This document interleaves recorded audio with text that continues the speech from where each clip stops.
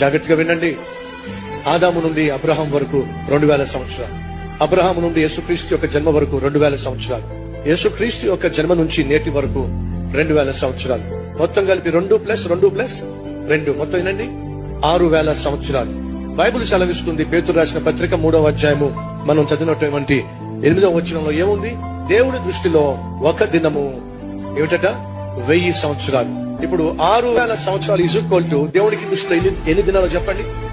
6 దినాలు. 6 దినాలు ముగిసిపోయినాయి అనుకోండి. దేవుడు 7వ రోజున పని చేశాడా? పని చేయాల. 7వ రోజు ఏమిటట? విశ్రాంతి. అనగా ఎన్ని సంవత్సరాలు గడిచిపోయినాయి? 6000 సంవత్సరాలు, అనగా 6 దినములు గడిచిపోయినాయి. అండ్ అర్థం తెలుసా? 6 రోజులు గడిచిపోయినాయి. టైం ఎంత అయిందో తెలుసా మీకు?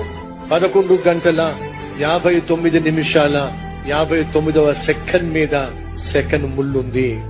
ఇంకొక సెకండ్ అయిందనుకోండి 7వ దినం వచ్చేస్తుంది. సహోదరులు సహోదరులు, చివరి గడియలో మనం ఉన్నాం, చివరి నిమిషంలో మనం ఉన్నాం, చివరి సెకండ్ లో మనం ఉన్నాం. ఏ క్షణమైనా యేసుక్రీస్తు వచ్చేస్తాడు. కాబట్టి మనం సిద్ధంగా ఉండాలి. ఈ వాస్తవాన్ని Download ShareChat.